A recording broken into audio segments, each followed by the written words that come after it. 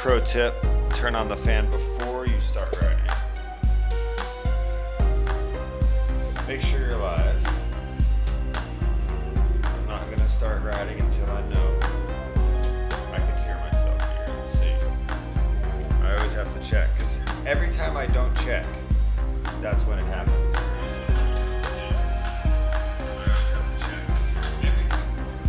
All right.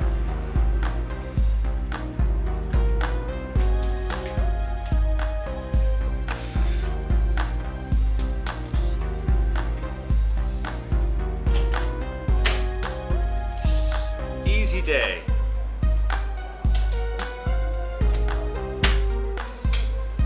Easy day on the bike.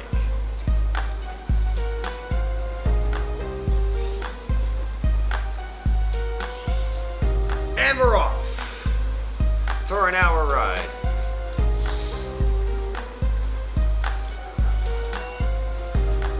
Here I am.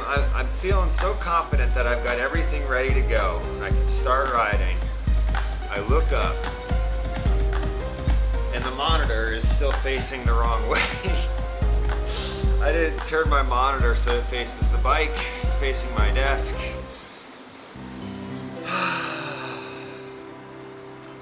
I thought I had it all figured out, man. Thought I had it all figured out.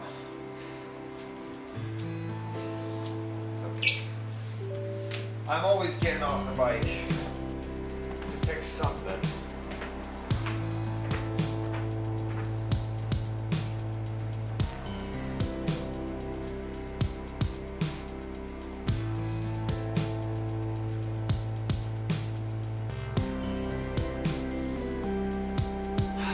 There we are.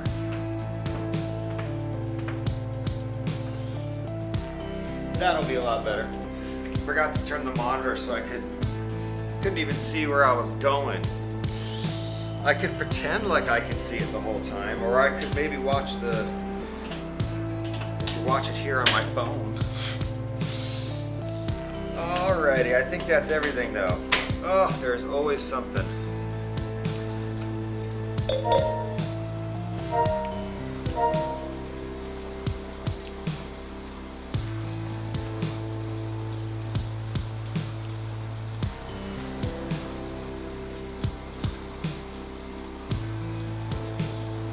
Heart rate up.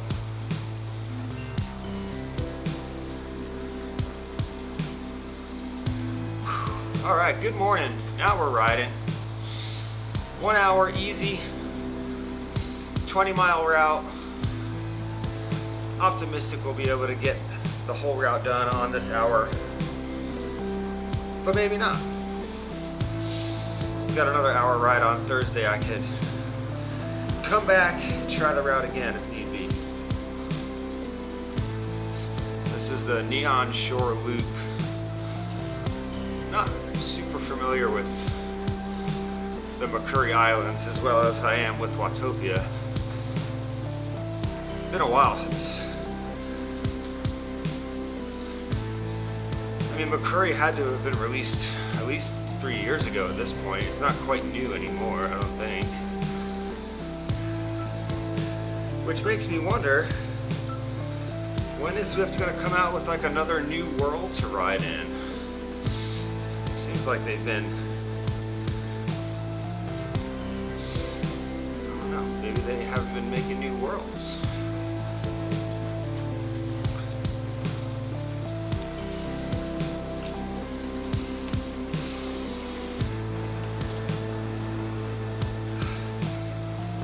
I've done probably 95% of all the routes available on Zwift across all the worlds. There's only a handful I haven't done. Like the Four Horsemen, the Uber Pretzel, and there's another one in London. I think it's like the PRL Full. It's a super long route. I haven't done that one either.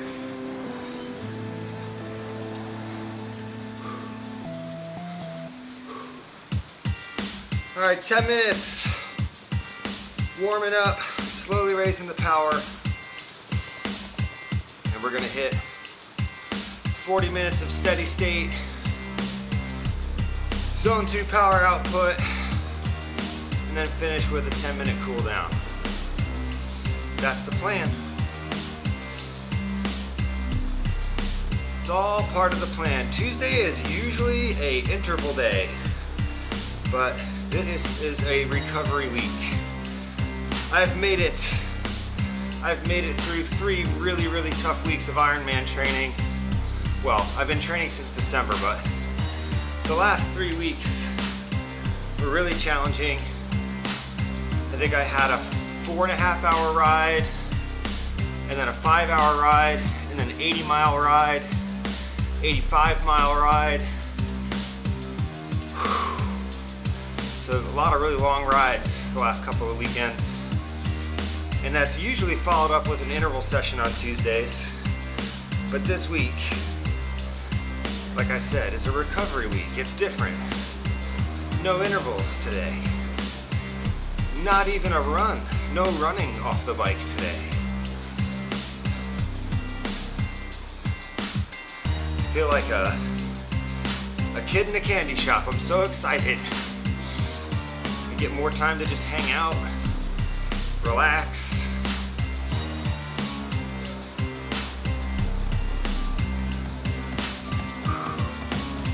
I usually have a run on Mondays as well. There was no run yesterday, so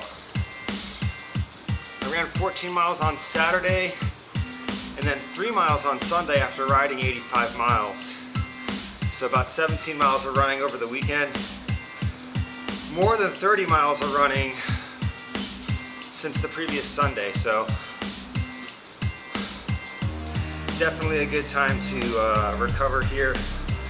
Well, I still have like 7 weeks before race day, so there's still time for a couple more big training weekends before it's time to taper.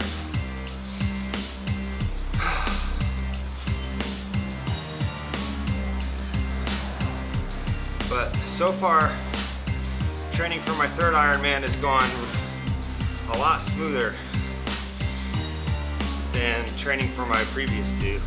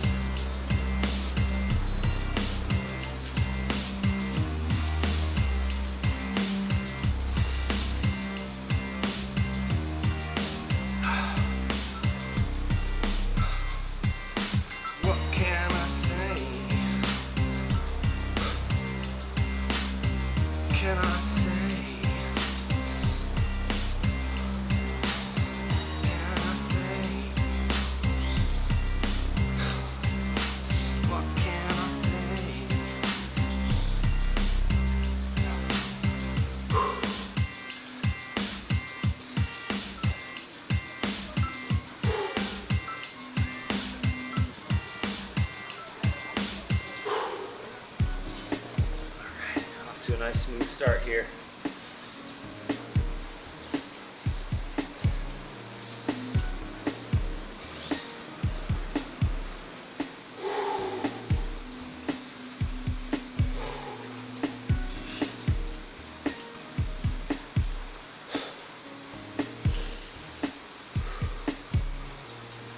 Slowly creeping that little power target up. Just cracking 200.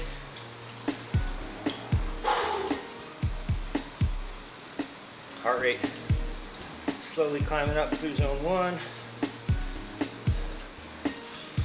Just arriving in zone 2.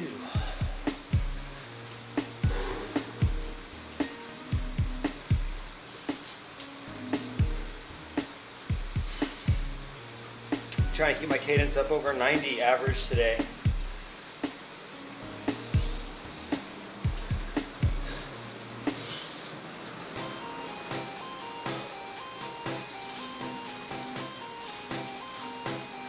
So far average is 87 RPM. So I'm gonna try to get to 90 early and hang on to it.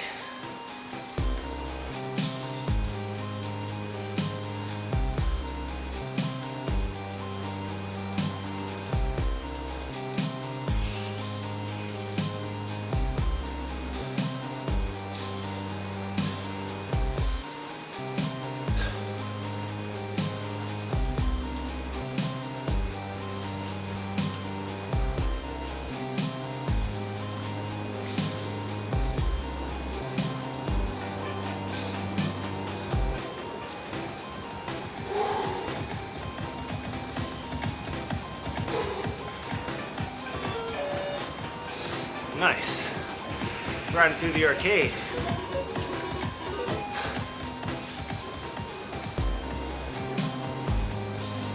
Bleep bloops.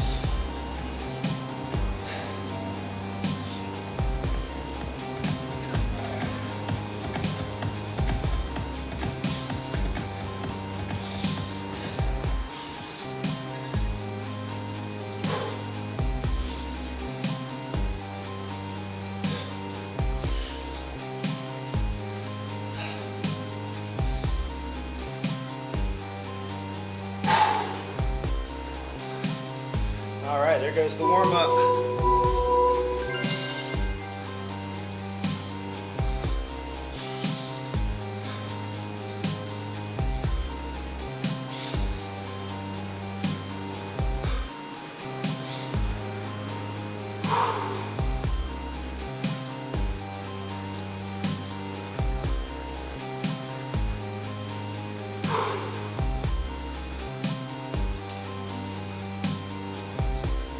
Starting to sweat a little bit.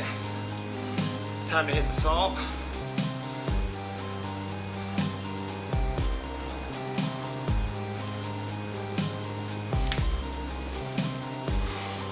think I'm doing all right on hydration today.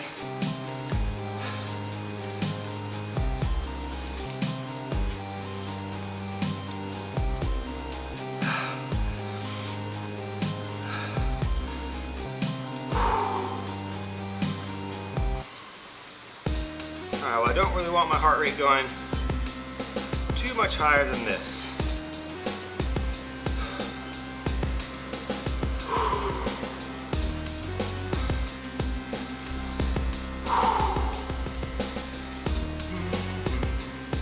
Looks like we're climbing for this first section.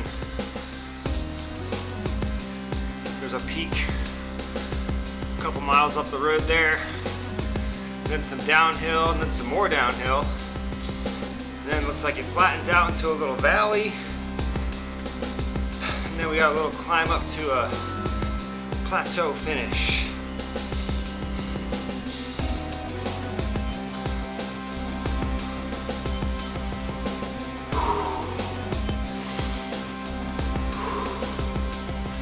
Aero position feels pretty good today.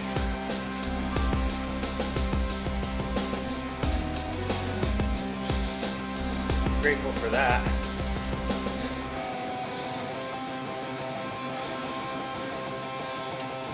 Get more and more comfy down here in the bars.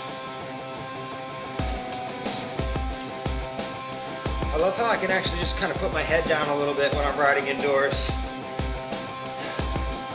Just really focus on the effort rather than having to stay hyper vigilant about, you know, watching what's coming up on the road and being aware of drivers.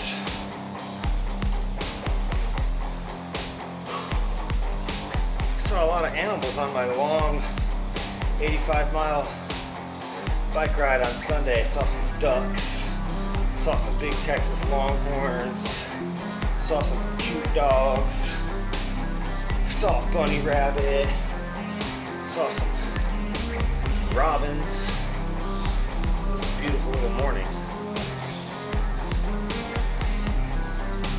And graciously, a lot less windy than it has been the last couple weekends. Whew.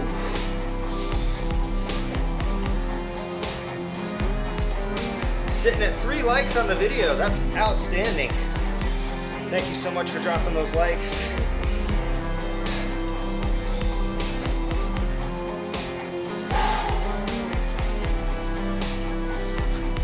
Not a very long ride today. Just nice and steady.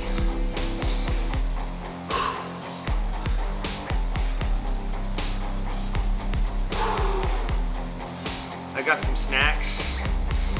I should probably start eating my snacks.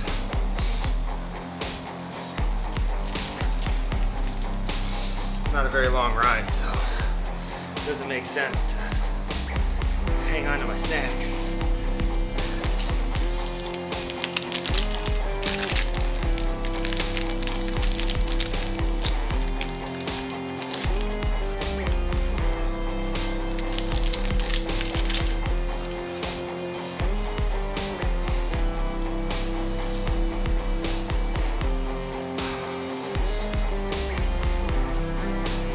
Woo!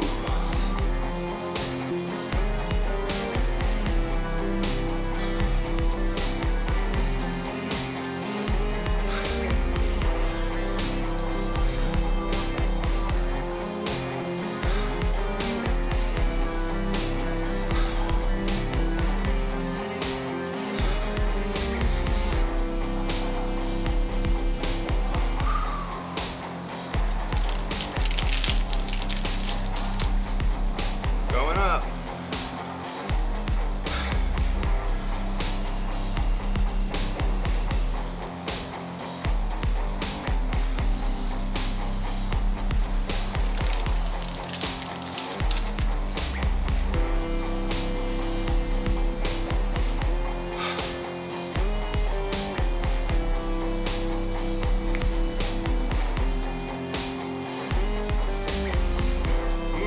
Good snacks. Orange flavor energy chews. Woo!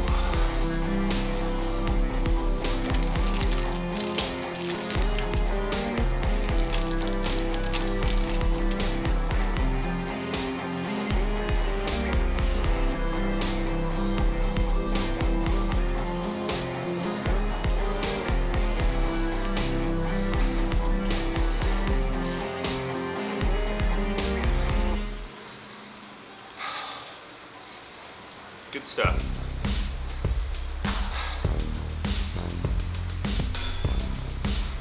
Appreciate you tuning in this morning. I hope you're having a nice Tuesday.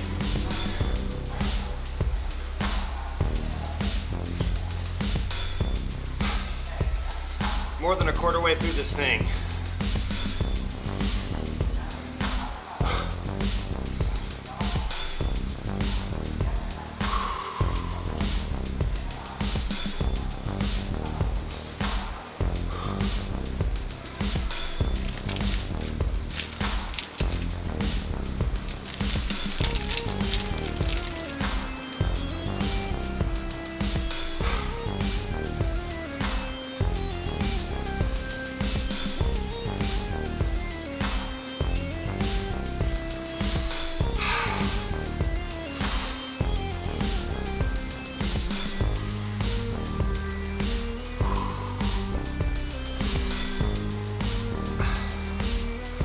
Didn't realize how hungry I was.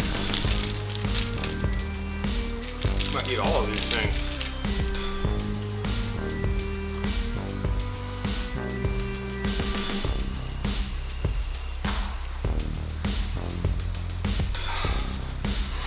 Looks like we're starting the climb.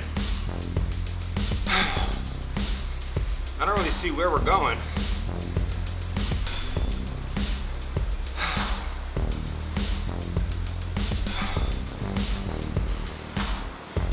I'm already on the rooftop now.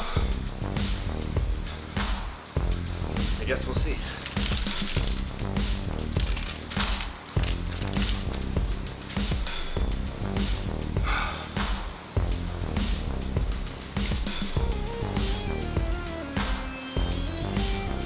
Average cadence sitting at 88.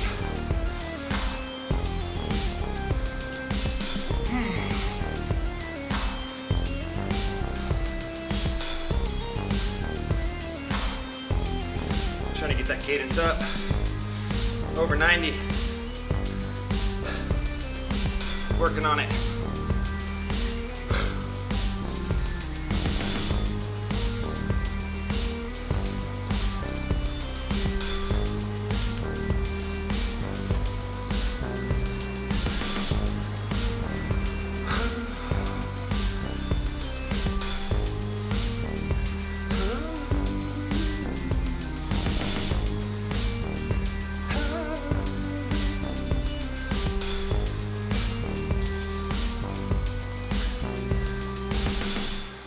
That's a good song. That's another good song.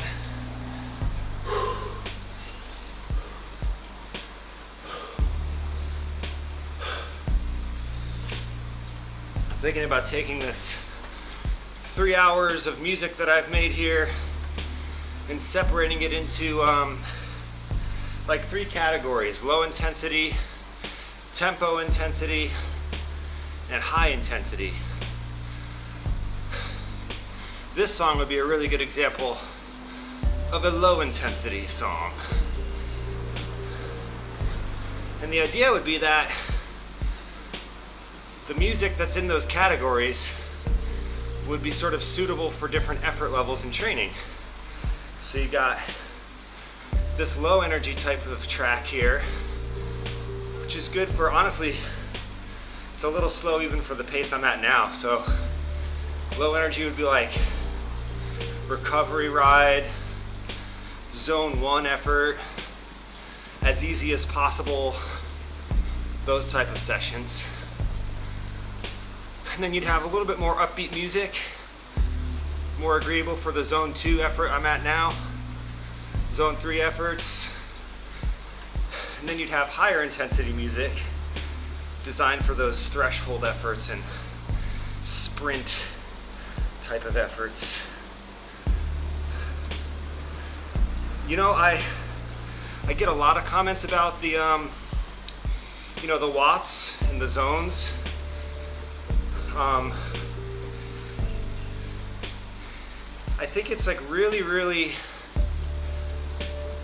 interesting how many different, you know, all the different bodies out there. Everyone's built a little different, and different power, different heart rate zones. Everyone's different.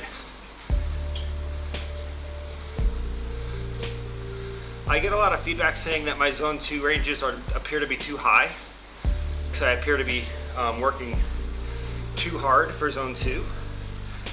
And I think that's a really fair assessment based on, I've watched the streams myself a little bit and I get it. My zone 2 power range right now is like, it's pretty wide. I have it listed in the description. So there's many subtle layers within zone 2. But yeah, for today, I'm trying to keep my heart rate under 150. And I'm trying to keep the power up over 200. So far we're sort of smack on with that. Interestingly, my heart rate is typically about 10 BPM higher at the same power indoors on the trainer versus outdoors. Obviously a huge factor is wind cooling. I'm glad it's not the other way around. I'm really glad that my perceived effort is higher indoors, because that means indoor training just translates to feeling great out on the road, you know? Hey Mus, that's a good question. I did my first triathlon race back in like 2011. And I started working with a coach immediately upon finishing my first run. So I did my first half Ironman in 2012 out in Hawaii. And then took a couple years off. You know, we had a kid and I went back to school. So I stopped working with a coach, but I was still doing swim, bike, and run pretty much all the time. Living in Hawaii, I mean, it's so nice to just go to the beach and swim and then hop out, go for a run. And then ever since 2019, I became a triathlon coach and started basically training as a full-time athlete. And so I'm about 6 years into that journey. Certainly not a professional athlete, but I'm very, very fortunate to have an awesome nonprofit that's powering my coaching and training. And I'm getting ready for my third Ironman here. Plan is to do Ironman Texas here in a couple weeks. So yeah, man, more than a decade of conditioning. And I just turned 40. So I've been training since I was in my late 20s.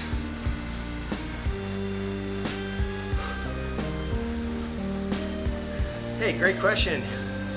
The bike that I'm on is a bike that I love. This is well, I mean, the frame is a Ridley Dean. So the brand is Ridley. The model is Dean RS. DEAN RS. Full carbon frame, time trial geometry, aerodynamic paint. This bike has aerodynamic paint, and it even has some like canards for aerodynamics in the fork. It's such a sweet frame. I've been riding on it for about 2 years, and I bought it from a friend. I bought the frame from a friend and then put it together with some components that I had from my old bike. And yeah, I'm very happy with it.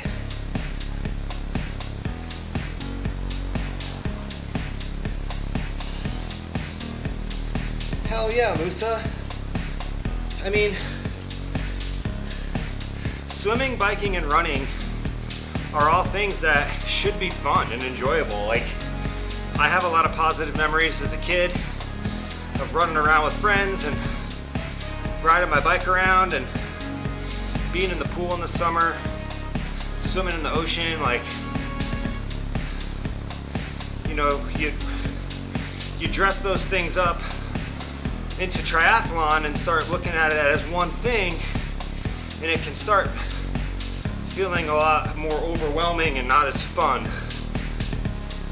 But I just think it's important that at its core, triathlon training is about spending your time swimming, biking, and running.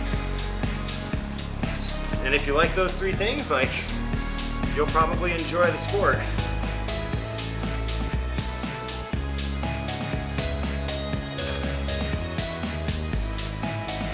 Heart rate's getting up a little bit. I'm getting excited sitting here talking about the sport that I love. So I'm gonna back off the power a little bit.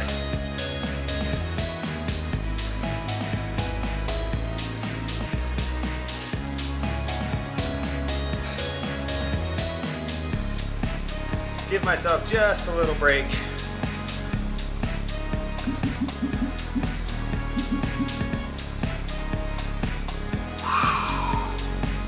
Sit up for a second, reset.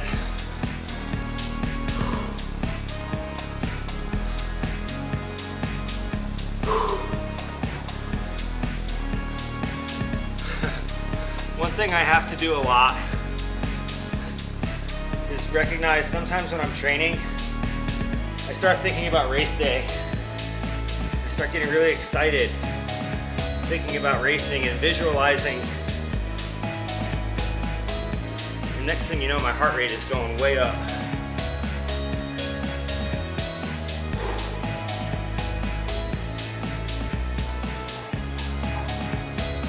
Oh, VR bike riding. You didn't even ask what kind of bike I was on. You asked, like, what is this, virtual reality? Yeah, this is a game called Zwift, and I'm powering it with my body. I'm turning these cranks on my bike. The drive chain is hooked up to this trainer system.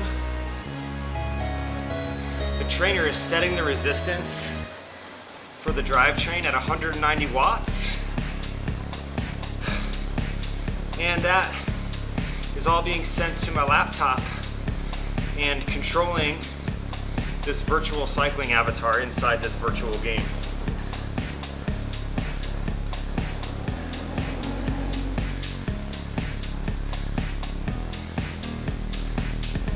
Oh, cool. Hey, thanks for the sub, bro. I'll also mention, I've also been coaching for about 6 years as well. Feel free anytime you see me live on here, if you ever want to hop on, ask a question about training, ask a question about the sport. I am an open book, happy to share. I don't know everything, but I do know if you think I can help, I'd love to try, So, very exciting. And I appreciate your kind words here today, man. Be warned, I also put out some short form content. A little bit different than this triathlon stuff. I do a lot of music production, so if that's not your thing, you don't have to click on those shorts, man. But if you subscribe, I know they might start showing up in your feed. Also, every Monday I do like a 15-minute vlog style, off the top of the head discussion about how my last week of training went. So I think I'm on episode 64. And even though I don't get a lot of views on those, it's been a good process just to go through, sort of like journaling. So that's all there. My max heart rate in my last FTP test got up around 188. I think I've cracked 190 before, like 191. But yeah, it's up there. I easily get into the 170s for, high zone 3 or zone 4 effort. I averaged 169 beats per minute once for a 56-mile split on my bike, and then I fell apart on the run, man. It was a mess. I could barely jog by the end of that half marathon, but yeah, I was so cooked. I was coming down with a little bit of a cold the weekend right before the race. I think I was a little sick.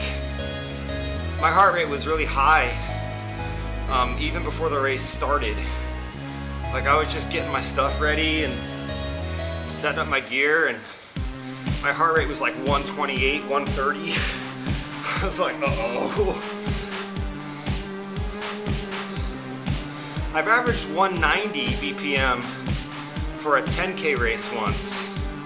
That's a standout high heart rate benchmark, but that was like 4 years ago. I'm getting old.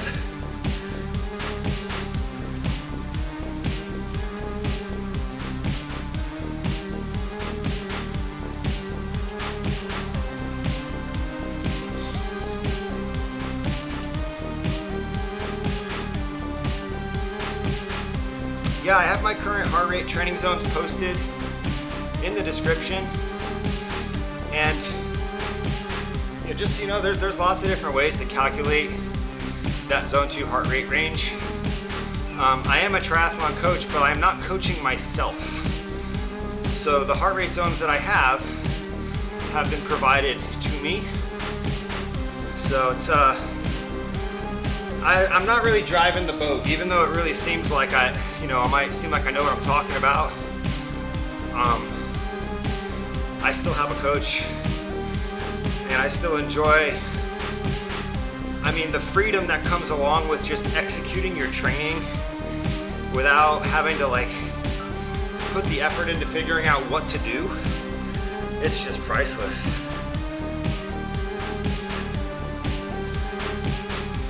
Junk mileage. That is a term that I've heard. I don't really believe that I've ever felt as though the time I've spent on the trainer has been junk. I've also never really had a like a volume-driven approach. Like my coaches never really sat down and be like, okay, we need to cram in this many hours per week. At least I don't think that's how he does it.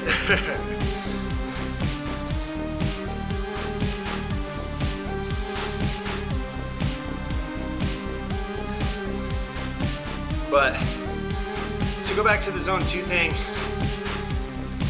I am also very, very aware of that my heart rate is usually almost 10 BPM higher indoors versus outdoors. Like my average power was like 190. Normalized power was 190 for a 4-hour, 45-minute ride on Sunday. So at 190 for almost 5 hours, my average heart rate was like 138.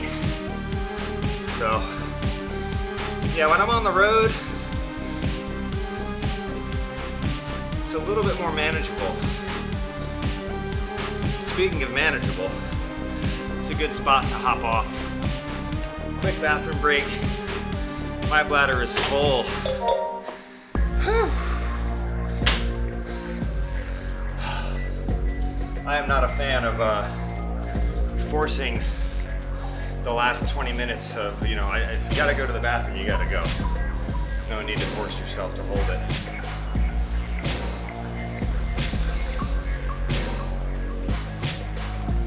Appreciate you guys hopping in the comments, keep me company here. I'll be right back.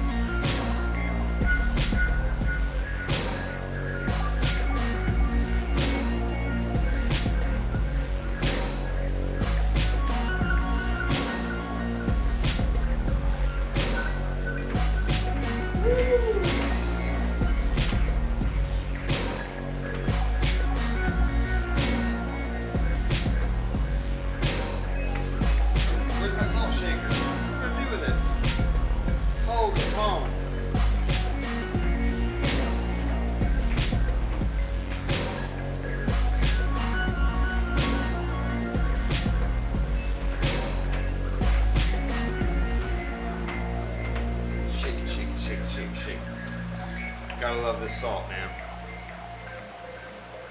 So simple.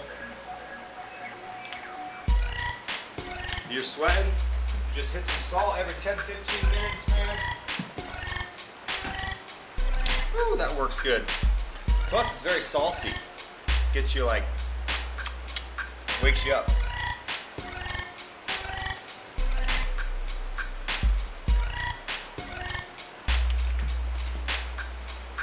Alright, bottle 1 done.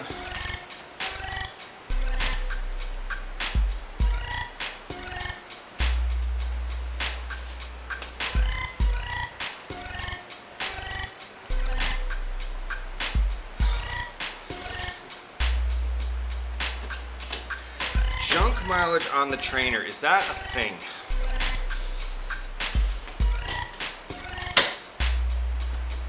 I'm gonna err on the side of I don't think that any amount of time spent training is junk. The only time I think that that term makes sense is if you're looking at an athlete, someone that is trying to increase their performance for a specific sport. It's possible that there might be some types of training that would be junk compared to other types of training in the context of training that athlete for an event. So I think that the only junk miles are really, I think the only junk miles are miles that there's a missed opportunity cost for some other type of training that would be better. Outside of that context, I feel like, man, movement is so key that I would say any amount of effort, walking, running, training, in the big picture, it's never going to be junk. I think that's my best, now that I've thought about that question a little bit more. I don't believe in junk miles. I don't believe they exist unless you're specifically talking about like performance-oriented training and coaching. So in that sense, yes. And an example of junk mileage on the trainer would be, let's say I'm giving an athlete 3 rides per week, 2 of which are at a easy or moderate intensity, and 1 of which calls for high effort, threshold effort, sprint effort. If the athlete were to spend that time on that interval session, that 1 ride per week where they're supposed to be working hard, if they were to soft pedal it and just say, hey, I did the time in the saddle, I think that in that sense you could say, hey, you know, that's kind of, it's good that you rode your bike, but those are kind of junk. It's kind of junk compared to what you should have been doing. I don't know. That also sounds kind of mean. I don't typically have to do that type of, you know, fortunately for me, coaching has not really been about cracking a whip for people. I find that a lot of times people that are trying to get better at triathlon, they're very goal oriented, and a lot of times if they're paying a coach, they're looking for some accountability. And so I think most of the athletes I've worked with, they won't actively ignore the harder efforts that I give them. So I don't know. Junk mileage. It's a really interesting concept.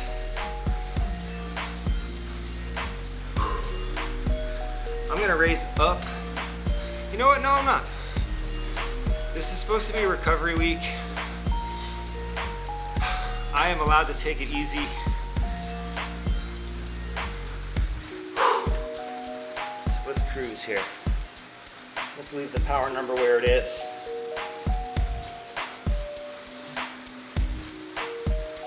Average cadence 89. That's the number I'm focused on today. I want to get that up to 90. Man, I tell you what, the other thing that helps with my heart rate is making sure my bladder's empty. Same effort, feels so much easier, and my heart rate average is lower too after using the restroom here.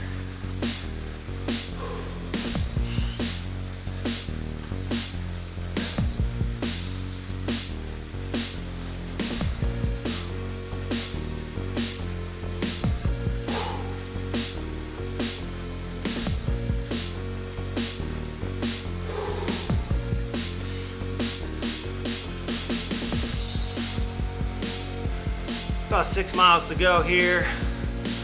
Cruising right now downhill.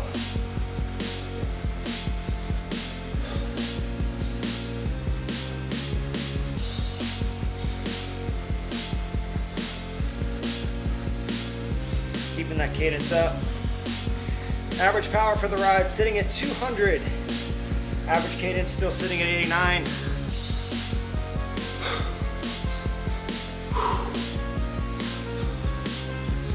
Way more than halfway done with this thing. Really appreciate the subscription earlier from Mus here.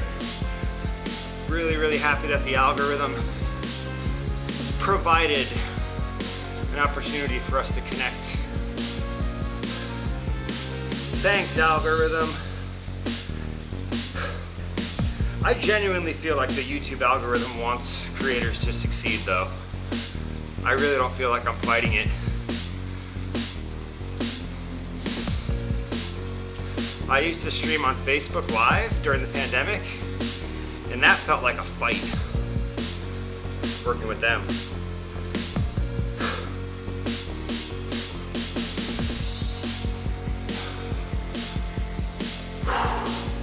Hey, there it is, average cadence 9-0. I've been working on it. Now we're up over 90, we just gotta hang on to it. 18 minutes. Try to keep my cadence up here around 92.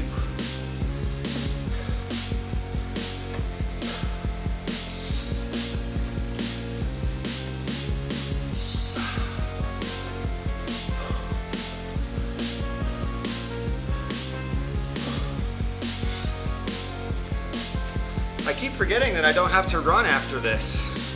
And then I keep remembering and it makes me excited.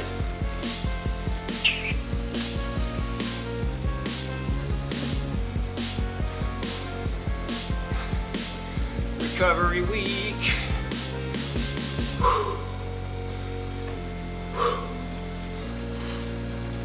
Had a good strength training session earlier this morning. Some lightweight deadlifts. Lightweight overhead kettlebell press, some renegade rows, oh, and some box jumps. I'm not good at box jumps, man. That is hard. I am an adult. I'm a grown-up. I don't jump very often. I was straight up pretending like I was Super Mario to get myself amped up to jump on the box this morning. It's not even that big of a box. It's like 14 inches. It's not even like the standard box jump. I can't and yeah, I almost busted my ass. I almost busted my ass twice. Sometimes my toe catches the front of the box. Dude, I'm not good at it. I do it right next to the wall so I can like catch myself on the wall. I feel so silly doing box jumps. It's so silly. I'm like so nervous about it. I walk up to the box like, all right, I got this. And then the moment I try to tell my body to jump, I start, like my body's like, no, you don't know how to jump, bro. What are you doing? And I have to like force it.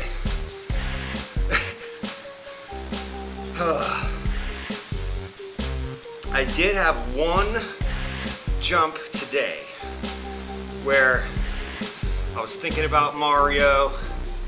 I was like fired up and I like just went for it. And I landed right in the middle of the box, super solid. I was like, I did it! And I was like, oh, I think I'm getting better at this. And then the very next one, I tripped and slammed my face into the wall. I was like, whoa, okay. Maybe we don't got this.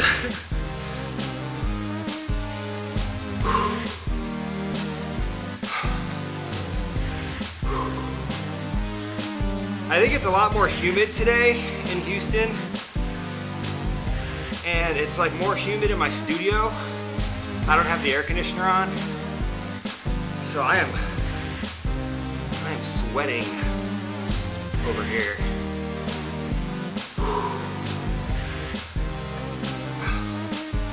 Heart rate average has been lower for the second half of the ride than the first half.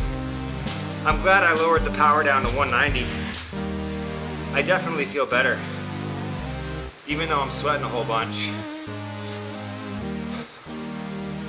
That's okay. We got these fake laminate floors for a reason in here, man. Super easy to clean it up, especially when you make a lake.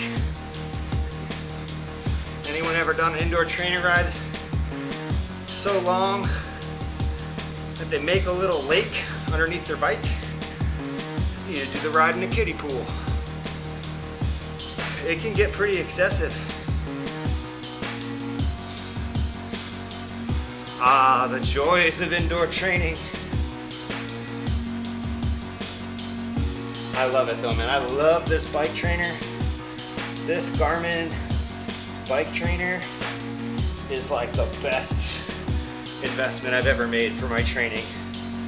I don't think I needed it before I was training for Ironman. Like, I don't think I really needed a fancy trainer like this, but now that I'm making the Ironman distance my priority, having this trainer that has this, you know, the way the handlebars can move and it can move back and forth, it's so nice.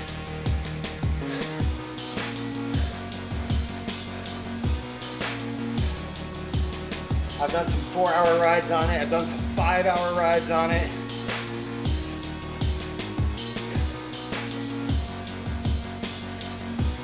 And yeah, the feeling is much better than doing a 5-hour ride. I used to have the Kicker, Wahoo Kicker V2. That was my first smart trainer. Well, technically the CompuTrainer was my first smart trainer. You should look up the CompuTrainer. The thing is a dinosaur. I still have my CompuTrainer. It's in the closet, man. It's a trip. It's like a wheel-on trainer that comes with this remote. It's all connected by all these cables, like a hospital equipment or something. There's like 5 cables. And you need to calibrate it every time you start using it.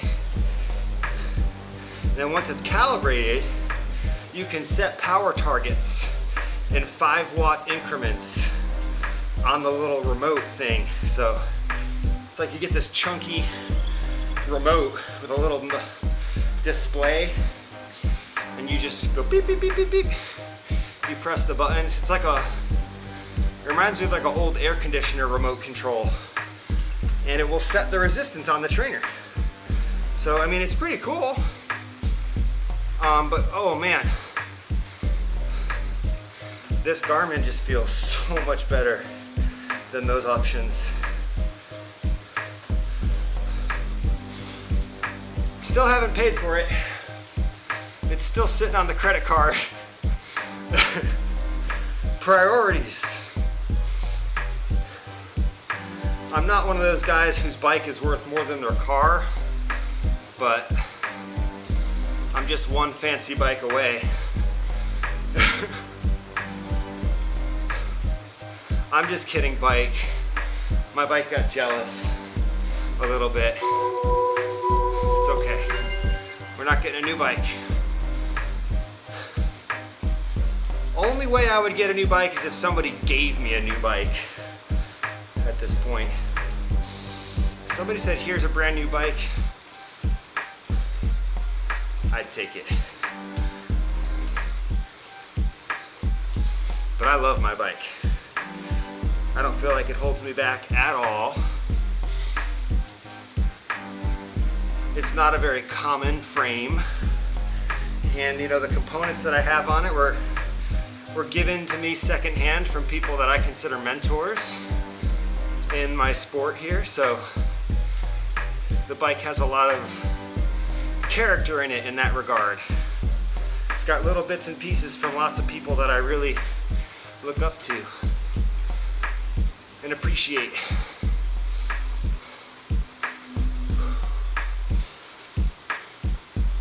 And I've also done some traveling with this bike.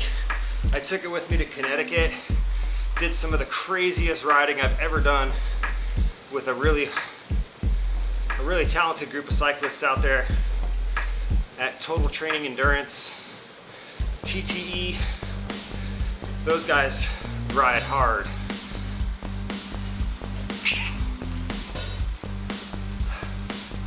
I showed up on my tri-bike and I think they were just like trying to break me, dude. They're like, all right, how hard can this guy ride?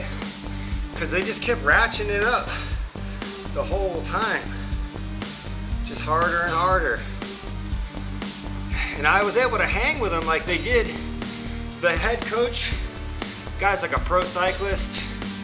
Eventually, he did crack me. Like, he and this other guy, his like protege, I was with the two of them and then they sort of attacked. And at that point, I was just so fatigued, like I just didn't catch it and I didn't care anymore. I was like, damn, there they go. And they were waiting for me up the road a little bit. And then we finished. It was all good, it was all love. And I hit like so many peak performances on that ride, yo, it was crazy. It was like best 1 minute power average, best 3 minute power average, best 5 minute power average, fastest road speed. Because I'm down here in Houston, I'm used to training on flat roads. This ride that I did with the group that day, there's like 2,800 feet of elevation. And so I was just like stomping on my pedals, standing up out of the saddle, just putting way more power just to climb up those hills. Yeah, anyway, one of the craziest rides of my life. And it was one of the first rides I did on this bike. And I remember finishing the ride and just being like, I wasn't quite shaking, but I was like pretty rattled. And I just had this feeling, I was like, there's no way I would have survived that on my old bike. Like, that's just how I felt. And so I've trusted this bike ever since, man. I've had a good relationship with it.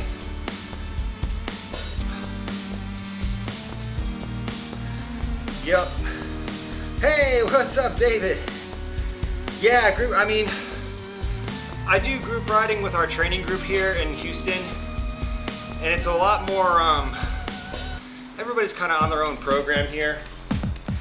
You know, like we were talking about earlier, everybody's zones are a little bit different, so, I mean, sometimes it works out where, like I've done some training with other athletes where I've been able to pull them, but the power output that they're doing, even though they're getting the draft, is still good training for them. That works out well. I did a 5-hour training ride with a friend who was training for IRONMAN Texas, and our paces were just usually pretty different. But we decided to try to ride together, so I slowed up a little bit and she sped up a little bit to stay in my draft. And man, we just cruised for about 5 hours like that. And it was great. We got finished and she was like, holy crap, like, I'm not used to going that fast. It was so much fun. And I was just grateful to have somebody along with me for a ride that long. I told her, I'm like, you know, even though you were the caboose, you know, you were pushing me from behind. Like, I just knowing you were there, I just felt I had to keep going, you know. I was like, I can't slow up. I'm pulling her. So I've had some really great experience. Also, oh man, like 2022, I was training for Ironman Florida. We had a group of about 11 athletes doing it. So there were a couple days where we went out and did like 8-minute zone 4 efforts as a group Oh man, that was so much fun. That ended up being a little bit of a who dropped who situation in the end too. Yeah. Oh man. Shenanigans out there on the road.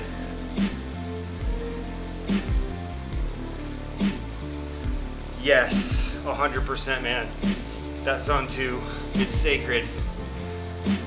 You know, the other thing though, at the same time, something that you'll see tossed around is advice, which I think is, I mean, it's a good advice, it's common advice for a reason, but if you can go train and ride with riders that are stronger than you, you can definitely get stronger that way. Like,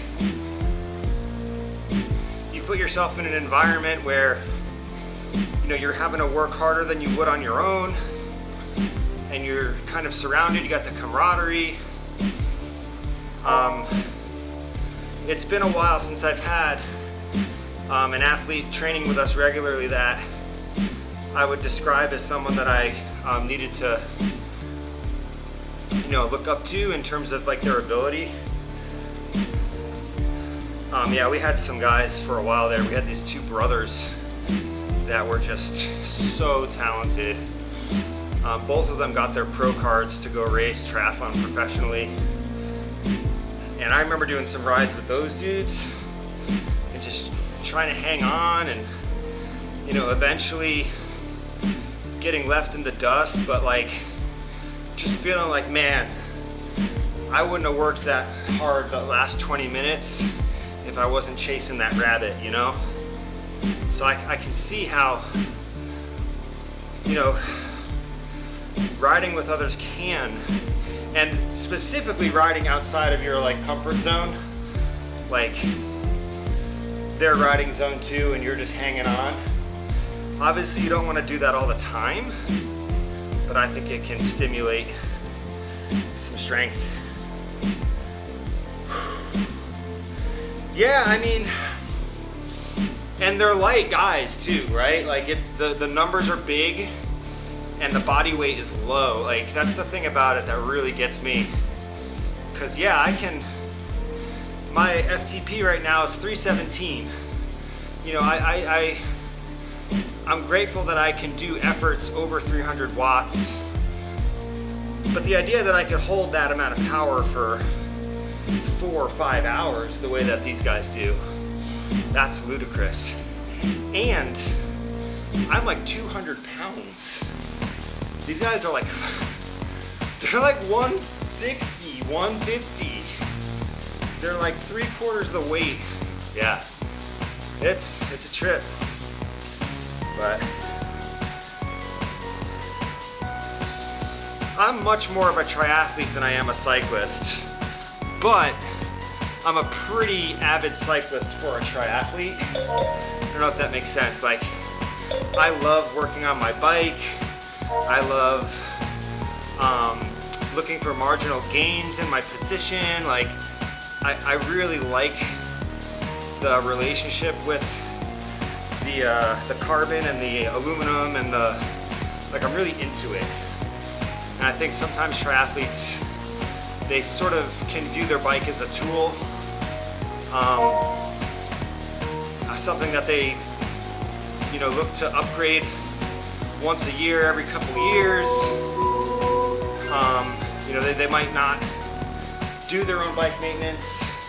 I worked at a bike shop before, and so I'm getting a lot of this from personal experience, you know, where a triathlete comes in with the bike, it's just like covered in salt and gel and like animal hair, and then like it's clear that they haven't shifted the bike out of one gear because they just ride on their trainer or whatever, right? So like they'll have like the bike doesn't barely even shift, and they'll bring it in and be like, it's kind of making noises. I got a race this weekend. I don't know, can you make it stop making this noise? And you know, you can be a little bit like, what? What are you talking about? I am not complaining, y'all. I find all of this very, very endearing. I love triathletes. They try to do it all. All right, till next time. Thanks, David. Good to see you. Shout out to Musa and Nimes. I got bad eyes. Shout out to Nimes Sabakheim 6955. David Webster, of course. Thank you, Mr. Webster. Musa, just nice to meet you today. And Cosmodius. Thank you all. I hope you have a great rest of your day. I'm so used to going running after my ride that I feel like I'm being like disobedient right now by just getting off my bike and planning on going to eat some cereal, hang out. But that's recovery week for you. Really nice to hang out with you today. Thanks again. Let's go ahead and cut this thing out.